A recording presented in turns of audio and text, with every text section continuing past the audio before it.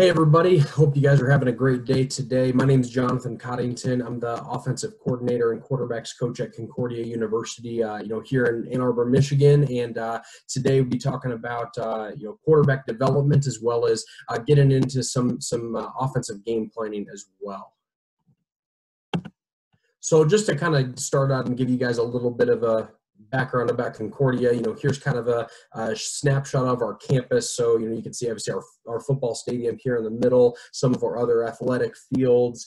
Our campus is over, kind of back behind the trees. You'll see kind of the chapel sticking, out, some of our academic buildings over there. And, we're located in Ann Arbor, so you can see in the top right corner, the downtown Ann Arbor area where the University of Michigan campus is. So it's definitely, it's a beautiful place to be. We've got a great campus, and, the university's invested quite a bit into our athletics. So it's definitely been a good, good time for sure to be, here at Concordia.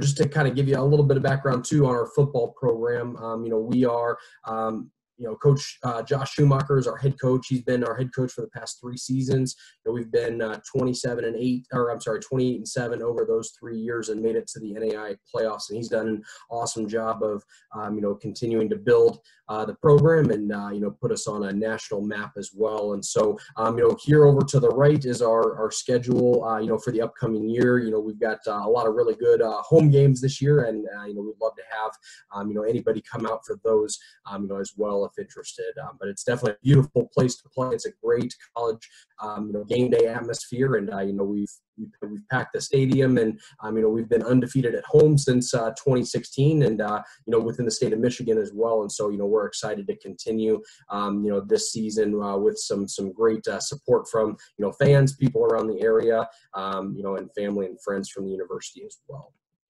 So let's dive into, some quarterback development specific, stuff. So as we, look to develop our quarterbacks, here at Concordia, really there's, several different areas that we want to be able to target their development at. And, this is something that's big, not just in our quarterback room, but, with our football program as a whole. Our mission statement is that, we are going to, develop all the members, of our football program, to be the best athlete, student, man, and Christian that they can be. And so, the development side of things is really important to us. In the recruiting process, we're not going to promise guys, wins. We're not going to promise guys playing time, jersey numbers, anything like that. It's about, coming here to be, developed into the best, that you can be. And so, as we talk specifically about quarterbacks, we'll hit kind of on a few of these, kind of ways that we want to make sure that we, develop them. So, first in kind of the physical realm, developing physically as a quarterback, obviously a lot of that is going to be taking place, on the field. So it starts in our individual drills, and we'll go through a few of those and kind of the setup of how we go about, structuring our indie time.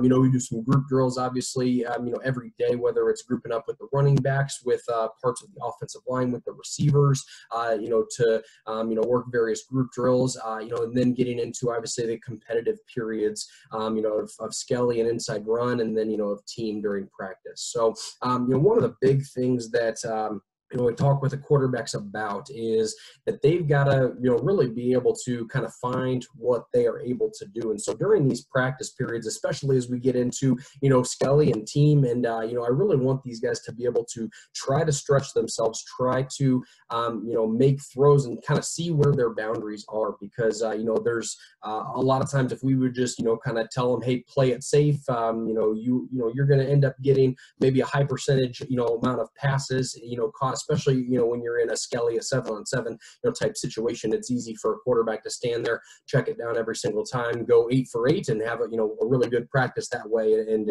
obviously looks good on the stat sheet. And when it comes to our games, we love the quarterbacks, doing that, the high percentage passes, outlets to the running back receivers, underneath, like those are great. But we also want to push and stretch and see what type of throws that we can make in tight coverage or in man-to-man coverage. And so, if that means that, we throw a few more picks in Skelly or 7-on-7, if we throw, some interceptions in our team session, trying to see what kind of throws we can make, that's okay. And I want them to know that, that's part of our development process, is seeing what we're able to do. Now, if we continue to make those same throws and throw those same interceptions over and over again, that's when we have the issue. But I really want them to be able to kind of stretch their limits, see what type of throws they can make, and really just try to be a football player out there in those, in those different periods. So as we get into some of our drill work, the purpose of, our indie drills, our drill work, is to, obviously to train our body and to get some muscle memory going. And so really it's creating whatever the routine is that we want to respond to the cue.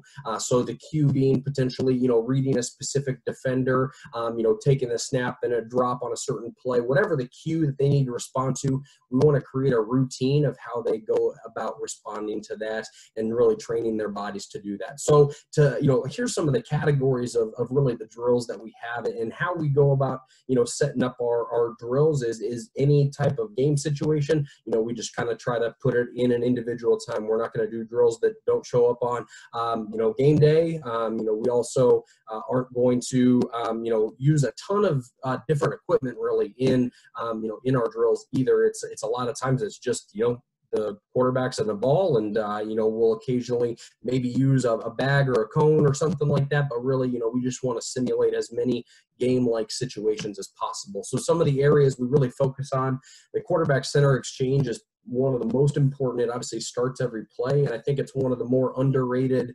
maybe or underutilized part of practice. And Peyton Manning, he talks about how, that was always it's a business period. And that was one of the most serious parts of practice for him when he was in Indy with Jeff Saturday as a center, when he was in Denver as well. He was taking that, very seriously, making calls and checks at the line, calling protections or run plays, doing our handoffs and our drops. It's a business period. And it shows up in the fact that if you think back, and look back at their Super Bowl, against the Chicago Bears, it was, raining, really nasty weather, throughout that game.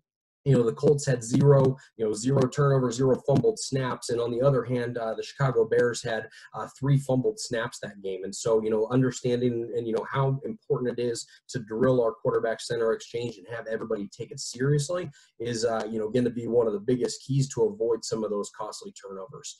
Then we get into the mesh drill with our running backs, and that's just going through all of our different handoffs. And so sometimes that can correlate with our quarterback center exchange if we have the running backs come over with us. And, we go through a lot of the run plays. So, literally just going down the list of every run that we have, we'll go, through it and, practice those handoffs. And then in addition to that, we'll also practice, the play action fakes off of those handoffs as well, because, that's going to be a big, it's a big part of our game is, play action, and being able to make your run look exactly like your play action is important. So during those periods, what we do is we actually take a camera and we stick it, have somebody stand in roughly where like a middle linebacker would be, and, film from that angle. Because if we're filming from the eyes of the linebacker, we can really see, do our handoffs actually look like our play action fakes?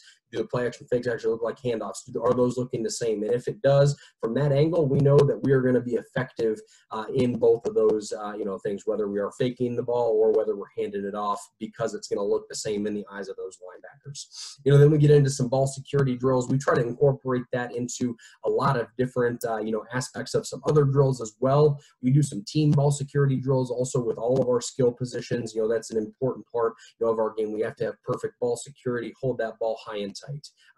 We just go through and do a lot of drops. So whether that's, whether you're under center or whether you're in the gun, just kind of going through all of your pass plays, all your protections, and what drops go with that. And it's one of those things that, to be honest, for a lot of quarterbacks, it gets boring, it gets dull, but that repetition, that response to the cue of, that snap, that play, that route, that drop that we need to make sure that those are all on time, because that's going to be important as we build the timing of our passing game.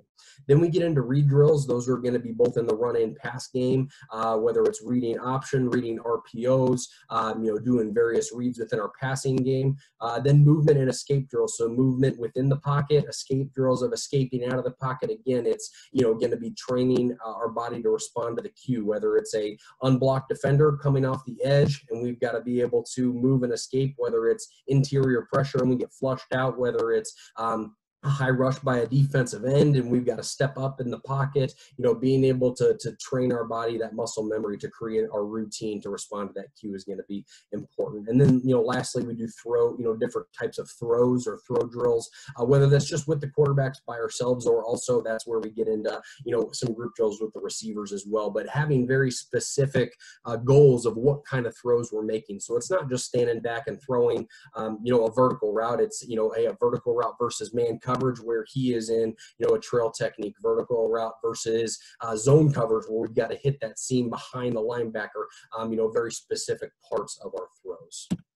So this is just an example of what a drill sheet would look like, what one of our drill sheets look like. And so you can see kind of the different columns where it's got all of our drops, reads, the different types of throws, pocket movements, meshes, all that kind of stuff. And so really I've got this printed out, laminated, and what I can do is just very easily go through and kind of check off everything of what we do. And so so today we did these first 3 drops. I can go ahead and check those off. We did this read and this read drill. We worked on these throws. And so as I continue to do that, especially through camp, I think it's important to be able to do that so I know exactly, did we hit everything that we needed to end up hitting, or are there things that we haven't really drilled yet? And so it keeps me honest and being able to know that I got to drill everything, and I can't expect the quarterbacks to just go out and perform if we haven't drilled it beforehand.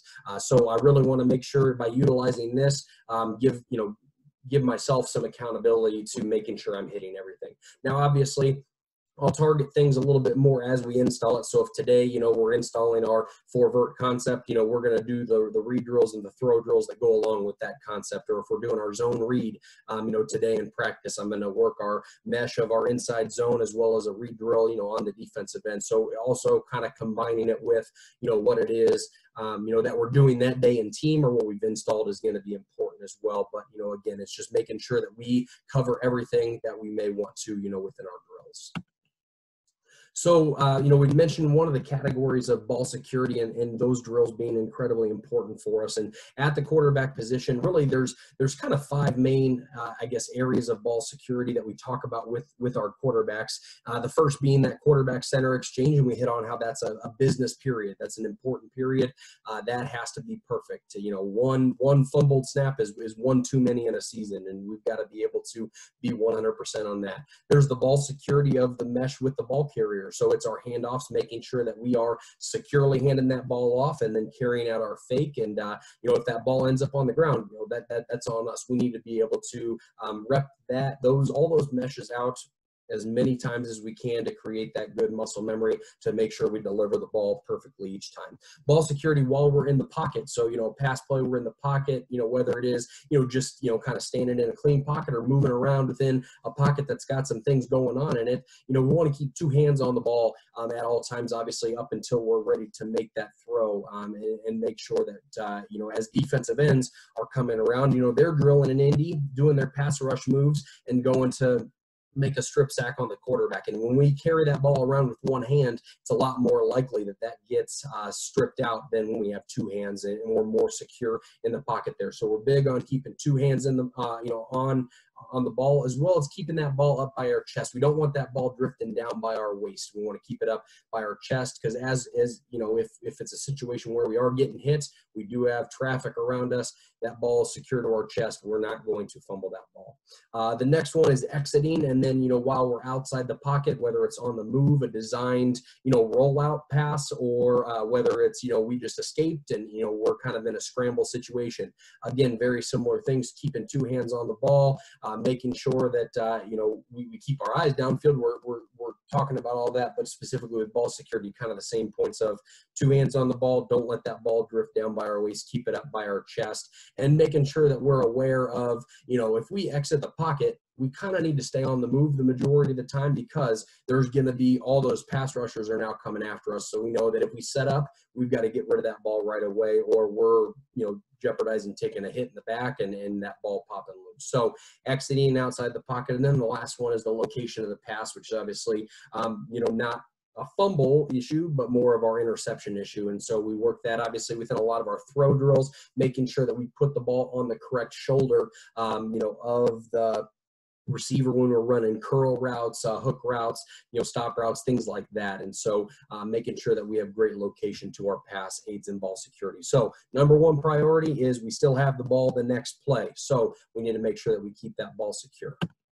All right, so taking a look here just at a couple of our drills to give you some examples. So this is our two-ball option drill. So if we're working our zone read, we could do it with a variety of different looks. We could also set this up with our RPOs as well. So, what we're going to do is, this is an example where it's more of a triple look where we've got, motion in our pitch back, but quarterback's taking the snap from the center, working his mesh with the running back. Now we've got one of our other quarterbacks or potentially a coach being that defensive end read, and another one being that outside linebacker, that pitch read. And so the guy who's that defensive end read, he's obviously got to give the quarterback, a read of whether he is squeezing and taking that dive, or whether he's squatting and more playing the quarterback. And the quarterback has to make his decision accordingly. So if he squeezes, he comes down to take away the dive. Obviously, the quarterback needs to pull, get to the perimeter, and make his next read on the pitch with our overhang defender.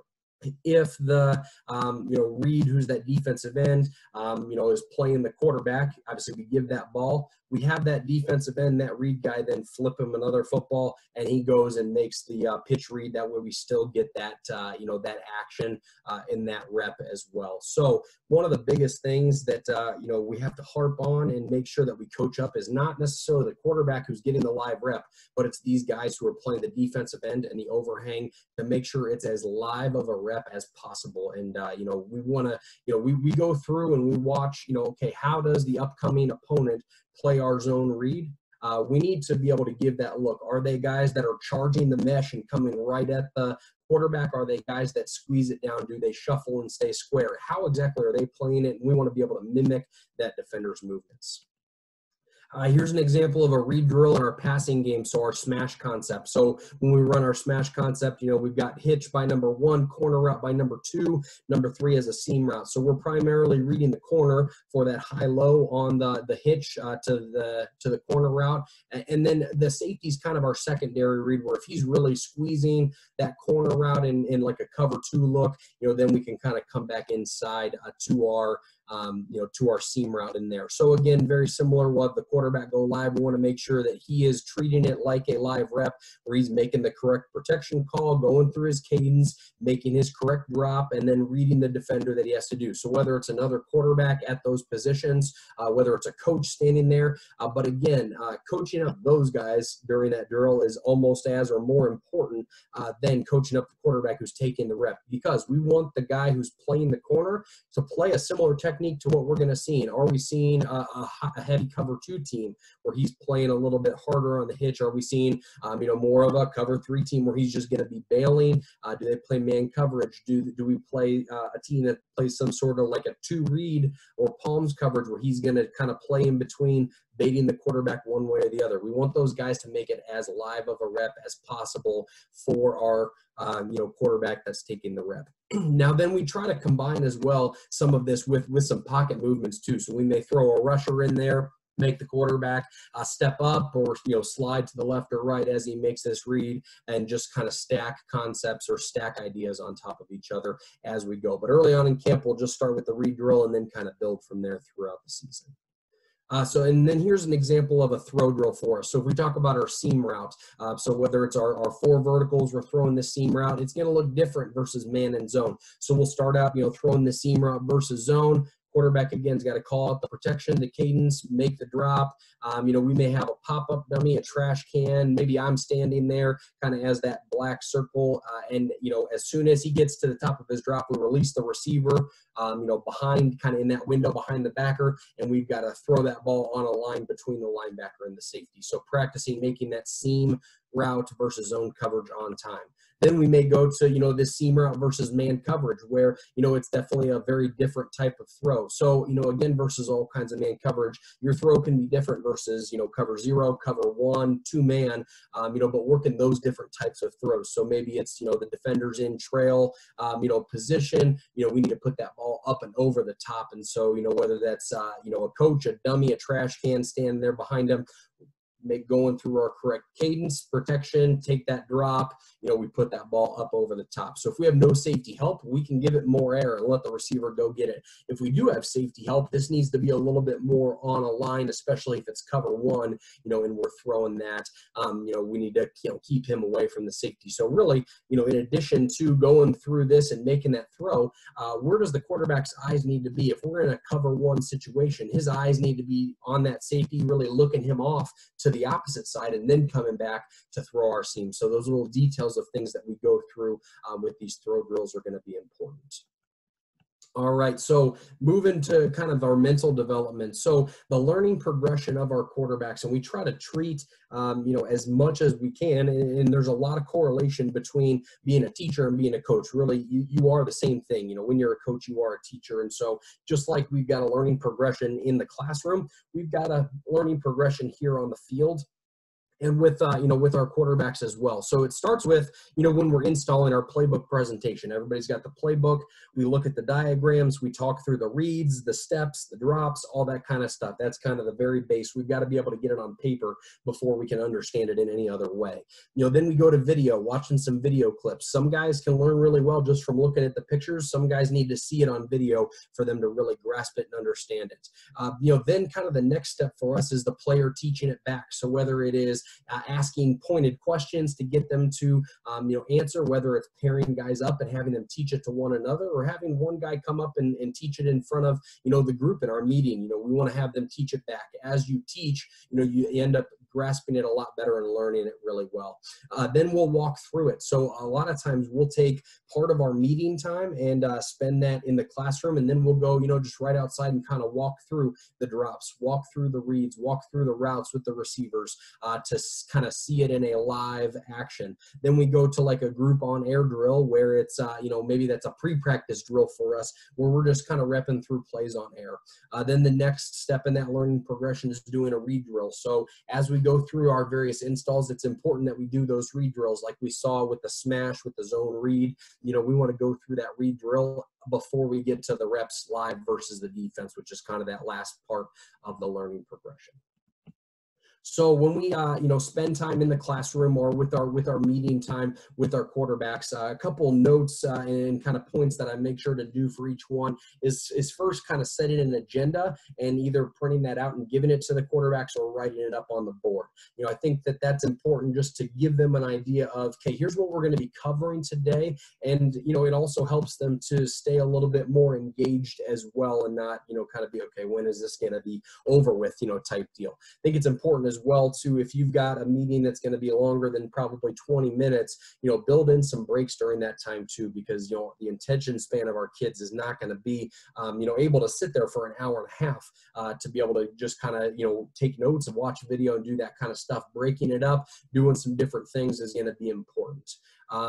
Try to bring some sort of, whether it's a short leadership or inspirational video, a quote of the day that we talk about, a little section of a book. Try to give them something outside of football to be able to think about, discuss with one another, and to help, kind of build into them in some other ways.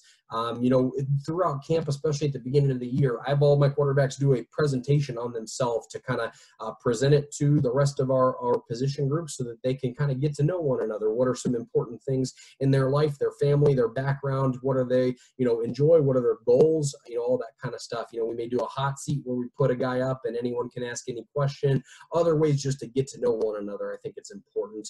I want to get to know those guys as best as I can. And I know when you've got a cohesive group, a tight-knit unit, you're going to be a lot better of a team.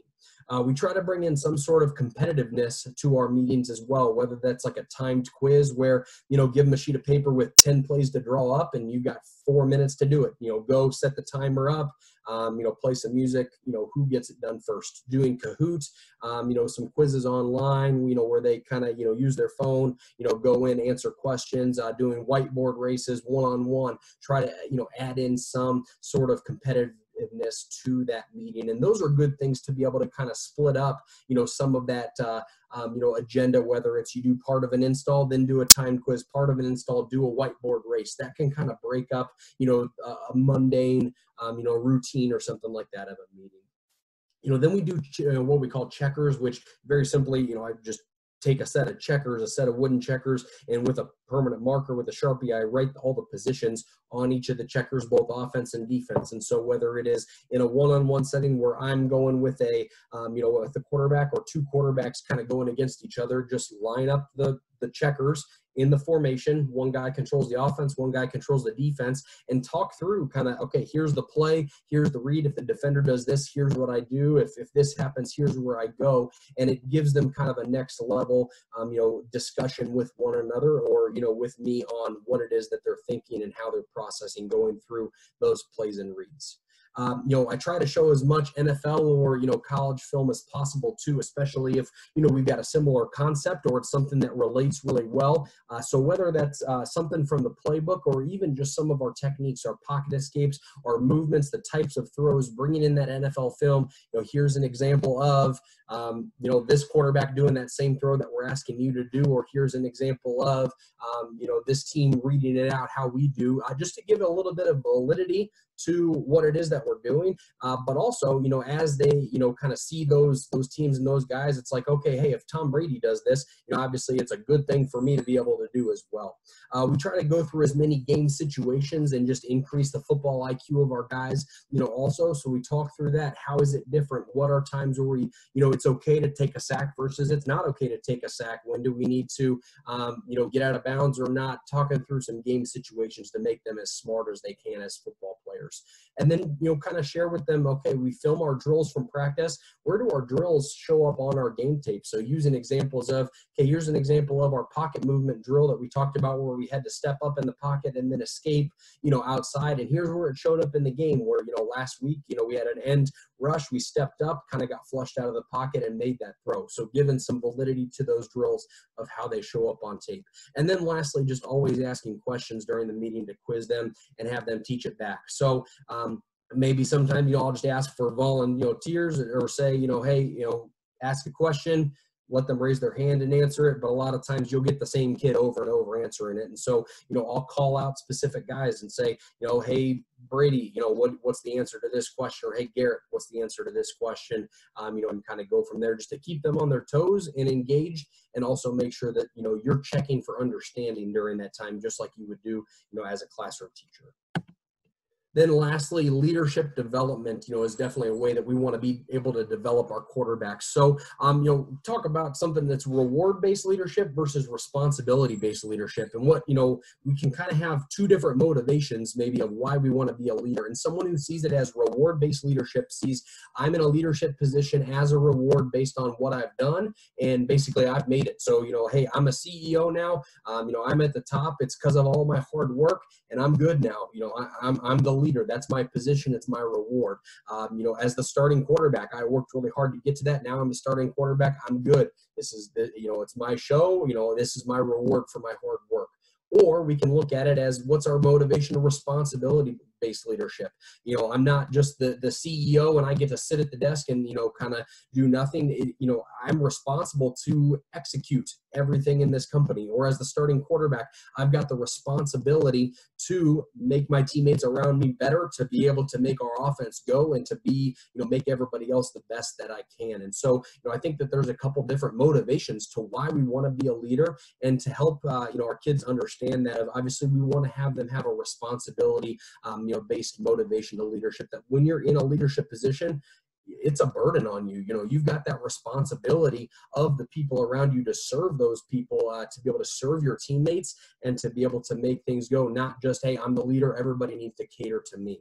And a quote from Peyton Manning that I absolutely love is, the most valuable player is the one that makes the most players valuable. And obviously Peyton Manning's won multiple MVPs throughout his career. And I think, you can look at just how many different receivers he has thrown touchdowns to, and how many guys who are probably very average receivers or average athletes have had long careers because of how he has made them the most valuable. And so, I think that just kind of sums up leadership of, you're not the MVP because you're the best player. You're the MVP because you make the most players around you valuable. And if you can raise the value of all those other players around you, you are in that responsibility-based leadership.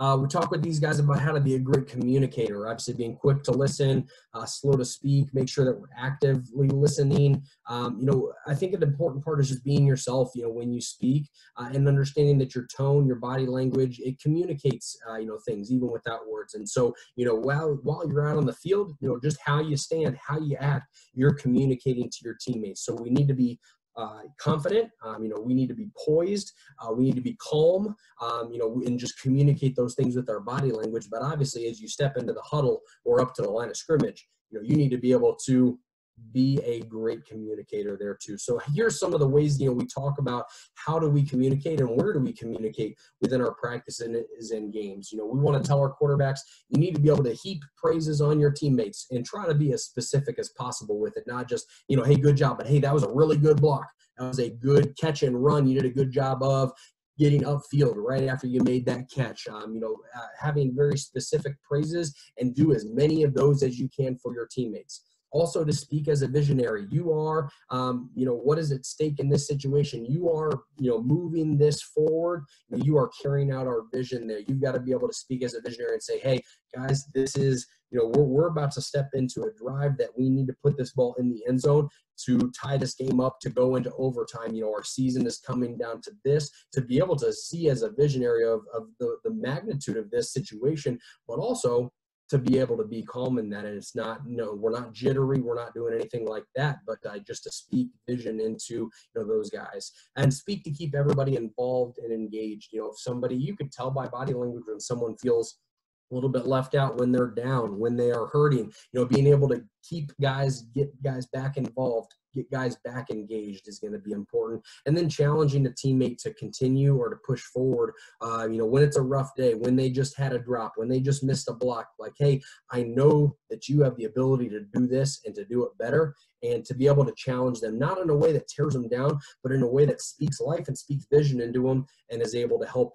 push them forward. And then, on preparation. Now, love this quote by Joe Montana, don't complain about not getting a chance and then being unprepared when you finally do.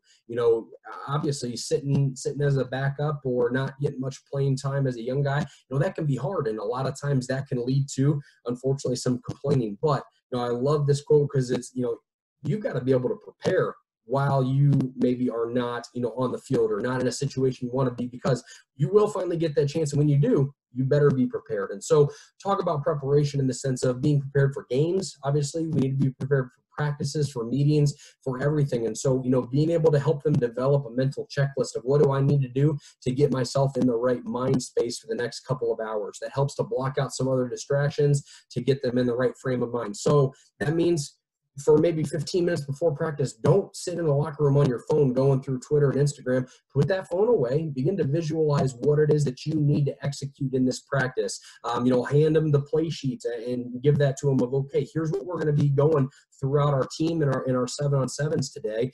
You kind of think through these plays, close your eyes, go through your reads, go through your drops and your progression, get yourself in the right mindset. Then these routines will eventually raise your concentration level and, develop that physical and mental toughness that you need to compete, at our level. And so, there's going to be times where things don't go as you plan. But if you have that routine and, even if you're having a rough day, even if you're not feeling great, even if you don't, feel like doing it, getting through that routine is going to help you become mentally prepared. And then the last thing is just utilizing cadence. This is one of the, I feel like, fairly unused, things that, are, that quarterbacks now, don't use as much as they did back in the past. I remember watching guys like John Elway, like Brett Favre, just doing a phenomenal job utilizing cadences. Aaron Rodgers is probably one of the best, now that utilizes cadence, but, using your voice inflection, changing your volume, your pitch, quick hard counts, soft, hesitations, making the defense hesitate or jump, and kind of teaching them and schooling them up on some, when do we want to use longer cadences, short cadences, being smart in different situations, and using both your cadence and your eyes as weapons. All right, now I want to kind of shift gears and get into some game planning. So, there's a great book by Brian Billick, Developing an Offensive Game Plan, that I've been able to take some good ideas from. But one of the biggest ways that, he talks about and kind of opens up and organizes it is in this chart right here. So if we think about, okay, the red and the blue boxes here, that is your offense. You've got all of your run and all of your pass. Now that gray kind of square in the middle there, that's going to be your game plan. Each week, that's going to look a little bit different. You might be a little bit more run heavy in your game plan. You might be a little bit more pass heavy. So that box might move, but obviously you're not going to game plan and have every single play that you could ever run on your game plan sheet. That's just not realistic. You're probably game planning for, maybe anywhere between, 50 and 70 plays, per game or something like that. And so obviously that game plan is going to be somewhere in the middle. And then what are the plays that you actually run? And so, obviously as you find out after the game, what do you run? And so that's going to be even smaller. You're probably not going to call every single play on your call sheet. So as we take a look at this, there's a lot of different ways this could look. For example, in the left, this might be a game where, you planned to run the ball a little bit more, but when you got situations, your quarterback was hot, your receivers were playing well, you ended up maybe passing it more than what you thought you were going to. And that's okay, because we're still staying within our game plan of the plays that we call. What we want to avoid is, this situation on the right, where not only do we kind of miss, what it is our game plan plays, but we're even kind of making things up on the go and calling some things that aren't even a part of our offense or a part of our system. And so just having this as a good visual and thinking about, am I planning what is in my offense, and am I calling what's a part of my plan? And there's going to be times where we maybe have to pull things kind of from here and there, but we want to make sure that we're practicing the things that we're going to call on game day, and that we're going to call the things on game day that we've been practicing all these weeks. So a few questions, kind of that, I think it's important to ask yourself as we get into game planning are, do you have runs and passes that are available to you for all situations? Also, do you have the ability to be balanced, both run and pass by formation and personnel? You don't want to, say, hey, every time they bring in a second tight end and go 12 personnel, it's a run play. You got to have the ability to be balanced by our personnel as well as by formations. And so, that doesn't mean that you're always 50-50, but you've got the ability to be balanced, in run and pass by formation and by personnel. Because on the other side of things, our defensive coordinators are looking at, okay, by formation, what is it that they do? If we are always getting into, this formation and it seems to be, a run play all the time, it's okay. We need to be able to have some passes ready in that personnel package or in that formation to be able to be balanced in that. Do we attack the whole field with each formation? In our trip set, are we always just attacking the field? Do we have plays that also attack the boundary, whether it's a run play to the boundary, whether it's, to the backside one-on-one with our receiver? We need to be able to attack the whole field with each formation. And I think a way to self-scout it is to give almost a shot chart of each formations. Obviously basketball uses a shot chart of, kind of where the shots are, both making and missing from. If we have almost like a shot chart of our formation, so let's say our trips formation, do we have plays that attack every part of the formation? Because if we put all of our plays kind of up, in our shot chart on our formation, that may show us, hey, in this formation, we're doing a really good job of attacking different defenders to the field, but we only have one way of attacking to the boundary, or we only, we don't have any run plays that attack, the weak side edge or something like that. And to be able to make yourself a well-rounded game plan just simply by knowing what are you doing formationally. Now, taking a step back too into our offensive system, obviously you got to have your offensive system down before you get your game plan down. But as you develop that offensive system, it's going to be different at different levels. But it's going to end up being what fits your personnel best. You need to make sure that you utilize your best players, in your system. Also, asking the question to yourself, what is it going to take to beat the best teams in your conference as well as in the playoffs, and to be able to have some things ready to beat both of those teams. Now, looking back a couple years at, some of the first, our first times that we had gone to the playoffs, we, within our conference, a lot of the defenses were of kind of a similar structure, more of a 4-down front. There was a variety of different coverages, pressures, looks, things like that. But we had a lot of our offense that was kind of built to beat that. And then as we got to, one of our playoff games against a team out in Kansas, they play, more of a 3-4 style defense, with the defensive ends, in 4 eyes. And, they were kind of playing more of a 2-gap, kind of style defense where they could pack the box, or they could spread it out, based on formation. And we didn't have as much to be able to combat some of those fronts. And so it was important for us to take a step back and take a look at, yes, we've got some things that are going to beat and design for teams in our conference, but we also need to look at who are the teams that we could see in the playoffs, what do they run, and do we have enough to be able to beat those teams as well? Then I think a couple other questions that are good to ask is, what can you teach well? What do you know well and can teach well? And what can your players understand and execute well? And do we have enough answers for all situations? Because, there's nothing like getting into a, 4th and 7, and realizing I don't have something to call in this thing, or, I'm down on the goal line and I've gotten through all my plays. I don't have anything for this situation. You got to have enough answers for all of your situations and be able to, we definitely want to be simple, and we want to try to, make it effective and efficient in how we're using our concepts and what we put in, but you got to have enough answers to all of our situations. Now, to take a look into some of our weekly game plans. So, and I know this will be different based on, playing a game on, Saturday versus Friday versus different days of the week, but kind of playing out, you can kind of adjust the schedule accordingly. But that day after the game, Sunday for us, maybe, Saturday if you play on Friday nights, our players are off. I know a lot of teams will come in on Sunday. For us, we say, that's going to be an off day, and our coaches are going to be working from home, so we don't come into the office. Big things that we do: evaluate and grade the game from, obviously the previous day, and then finishing all of our breakdowns, columns in huddle for our upcoming opponent. That might be something, honestly, we may start that a couple weeks, or, a couple days even prior to that, but we need to have all of those, broken down for our opponent by the end of the day on Sunday, so that when we get into the office Monday, we are ready to roll and move on to the next stage. So when we talk about our breakdowns, we want to share the load amongst our staff. So it's not just one person's job to break down, this defense or whatnot. We try to divide up the columns, so our receivers coach is, going to primarily work on different coverages and breaking those down. Our offensive line coaches are going to be work on, breaking down, the stunts and the fronts that we're going to see, be able to share the load and not just rely on 1 or 2 guys, but try to spread that out. Even if it means, coaches only breaking down maybe one thing, maybe their schedule is only able to do a little bit, for us, but if they can break down one column for us, that can be very helpful. As we decide what games to be able to break down, obviously common opponents and similar opponents. So if we know that, the team before us, was an offense similar to us, we want to be able to, use that game. If, we run triple option and the team before us runs a pro style offense, obviously we don't want to use that game because, they may see us a little bit different than the previous opponent. And so, being able to use kind of common similar opponents, I think it's important also to look at some of the more recent games, especially as you look at personnel. But the 2 things that we look at, obviously we want to break down all their scheme and know what they're doing, but we also want to break down their personnel and know who are their weakest guys, what are their guys not as good at, what are they strong at, and how can we put our strength against their weaknesses. So when we break down scheme, we look at what are their personnel groupings. Are they, in base personnel, nickel personnel, dime personnel? Are they in the 3 safety personnel? What is the personnel grouping that's on the field?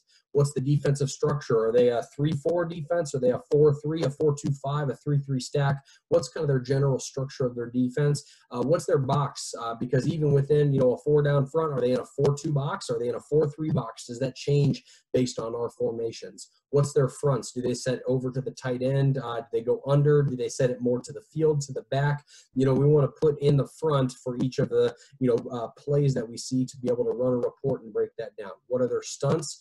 What's their pressure and blitzes? So that's 2 different categories for us. So pressure is just how many they're bringing. Are they bringing 4? Are they bringing 5? Are they bringing 6? And then blitzes, who is it that's blitzing? Is it the Mike? Is it the, safety? Are they blitzing the corner? So to be able to divide it up and say, on different situations, they often bring 6-man pressure, but sometimes maybe it's the Mike and the Will. Sometimes it's the Will and the safety. Maybe it's the corner, and the field, overhang. jack, star, whatever it is that you want to call them. And then what are the coverages, and do those change based on formations? Do they have, you know, certain checks to trips? You know, kind of how does that work? So we want to be able to, you know, utilize those huddle columns to break all that stuff down.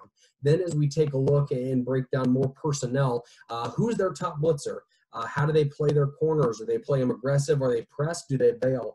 Do safeties play man? Which ones? Do they have guys that we can take advantage of in man coverage? How do their safeties react to run or to play action? Is there a safety that is heavier to trigger on run? And that's the way that we need to play action. Who's their best and worst linebackers in coverage? How can we get some of our better receivers in the slot or a running back matched up on that guy in coverage? What are the individual strengths and weaknesses of different players to be able to, again, put our strength up against their weakness?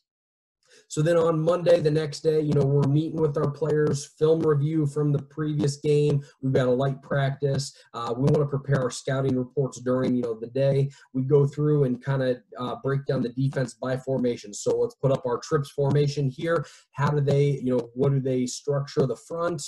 What are the coverages by formation? And then take a look at our base run and pass by each formation. So we look through, okay, when we're in trips, do we like our inside zone to the boundary? Yes. Do we like our inside zone to the field? Yes. Do we like our, this quick pass, you know, concept? Do we like our screen? Do we like this and that? And really going through our entire menu out of that formation and say, based on how the defense plays it, what do we like best? What is okay? And what do we not like against, this way that they play, their defense out of this formation. Then we kind of just generate a big board of all of our base run and pass plays out of all the formations that we're going to utilize, and spend most of our time on that week. And so, that allows us to say from our base run and pass on first down, on second and medium and short, what is it that are going to be kind of the bulk of our base run pass, calls, out of, our big and our standard formations.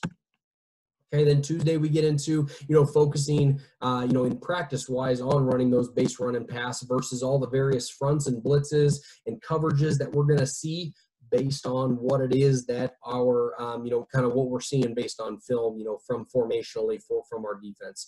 We have our game plan meeting with our players prior to practice, and give that to them of, helping them understand and, giving them the scouting report as well of here's what we see versus trips formation. Here's what we see in our doubles formation. Here's what we see, in our tight ends trips formation, and how the defense is going to structure, based on that. Then, for the coaches, we're really planning out red zone, third and fourth down, and kind of looking at the game plan in those situations. So as we break down in the red zone, we want to see what is their red zone and goal line philosophy. Are they playing pressure? Are they safe? Do they play zone, man? Do they match? Et cetera. Do they sub in the red zone, bring in more defensive linemen or on the goal line? When does their structure change? So starting at the 25-yard line, really going in, does their structure change on the 15? Does it change on the 10? Does it only change on the goal line? When does the structure of their defense change? In run game, we want to be able to, in our game plan, account for extra defenders. Obviously, down there it's tighter. Do we need to bring in bigger personnel groups? Do we need to involve more QB run game? How do we, account for the extra defender? And in the pass game, how do we account for potentially more pressure? We can't take a sack here, so, do we do more quick game, more max protect, move the pocket? What are ways that we can alleviate that pressure on the quarterback?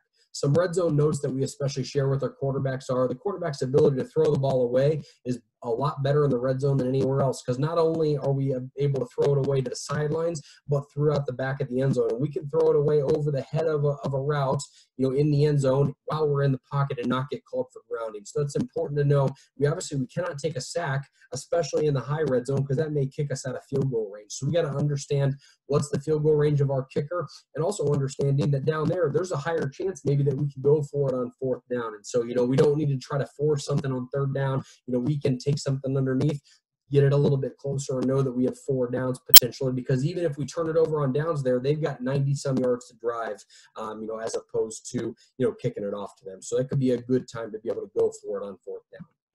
Now, in our third down game planning, what is the third down base philosophy? Do they change fronts? Do they pressure? Do they play safe? Do they play zone and man? How do they, do they substitute, bring in personnel packages? What do they do in third and short, third and medium, third and long? So we, put a playlist, watch from third and long all the way down to third and 1. When does the defense change? When do they start pressuring? When do they play it safe? we've got to be able to kind of self-scout ourselves here. You know, how many third and whatevers do we see, you know, roughly throughout the game? If I only see, you know, on average one third and, you know, 14 play, or, you know, third and long, I don't need to have 5 answers for, you know, third and extra long. Do I see maybe 2 or 3 on average third and ones per game? Well, that means I need to have 3, maybe 4 calls for third and 1. I don't need 8 calls for that. I just need a couple, you know, of that, and understanding the situation, how much we need. Then understanding how does going forward on fourth down affect our third down play calling. So that's important for a play caller. It's also important for our players, for our quarterback to know, hey, when are situations where if we get this to 4th and 1, we've got the ability to go for it. So we don't have to always force it, you know, downfield past the sticks. Maybe we can, you know, take that underneath, check down route, you know, run for a few yards after the catch and go for it on 4th down. That obviously can affect our play calling. It can also affect how the quarterback plays it. Then as we get into Wednesday, Thursday, you know, we're practicing the red zone, the 3rd and 4th down, reviewing our base run pass. We'll talk about our openers and some other different situations. We go through practice film, scout meeting film with our players. We're spending a lot of time just trimming down our call sheet as well as scripting our openers, you know, during those days as well. So with our openers, we want to make sure that we script getting the ball early to the guys that need to get it. We don't want to have our stud receiver get his first catch in the 2nd quarter. He needs to get the ball in his hands on the first drive. So if we need to throw him a screen, you know, within the first few plays, if we need to, you know, get the ball to a specific player, we got to script that in. We also want to be able to align in as many formations as we can to open up the game, so we can really confirm how do we think that the defense is going to align. Do they really do that? We want to run our various shifts and motions that we're going to utilize to confirm how they react to that based on how we saw it on film, and then really being able to set some things up later in the game. And tempo, I think, is an important thing to take into account early on. Do we want to be up tempo? Do we want to be huddling? Do we want to use a combination of the both? So scripting, opening situations, as well as what do I want my first third down call to be? What do I want my first, you know, third medium or short or 4th down call to be? Scripting those within our openers as well. And then I think it's important to take a look at our second half openers. How are we going to open up our 3rd quarter too? Maybe there's some specific things we want to save for the second half. And then the situations we talk about, you know, 2-minute, end of the half in game, final play of the game, or 4-minute offense, or backed up offense. A lot of these, you know, for example, the final plays of the game from various yard lines, whether it's on the goal line, in the red zone, backed up, you know, these are going to be standard play, you know, things that we have set during camp, and we practice those each week. So the guys have, you know, some confidence in that of knowing, hey, we've repped this out each week. 4-minute offense, obviously focusing on ball security, you know, our running game, you know, making sure we stay in bounds. Then the backed up offense, what are those plays, you know, that we're going to have when we're on our own 1-yard line or 2. Then Friday, Saturday morning, practicing, you know, kind of walk through it, you know, finalizing everything, you know, that final meeting before the games of giving tips and reminders. And then, you know, in-game planning of, you know, making sure that we can have some, you know, in-game adjustments, halftime adjustments. The biggest thing that's going to take is some honest communication and trust of being able to, our players coming off the sidelines and being able to say, hey, this is what I'm seeing, and, you know, here's what I think that we should do because of that. And being able to have them give that honest communication and trusting them to be able to do it, because we've taught them well, we've given them the tools that they need to succeed. Now we need to value their input.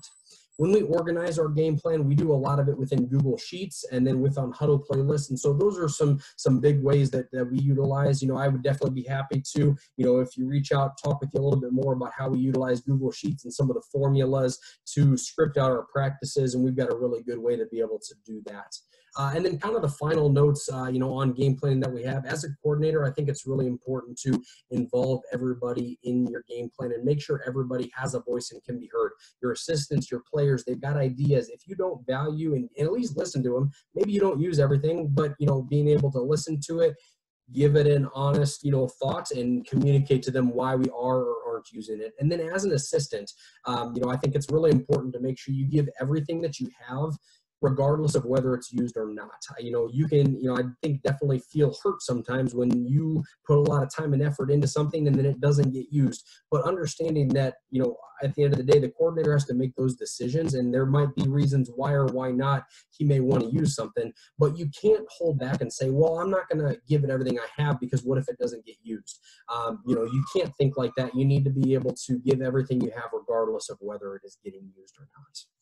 So, again, here's my contact information, my email address, my Twitter. You can feel free to reach out to me via email or send me a message on there. I'd love to talk with you more, go in depth on how we go about developing our quarterbacks or, utilizing our game plan. But I appreciate you guys take some time today to let me come in and talk. And I hope you guys wish you the best this upcoming season.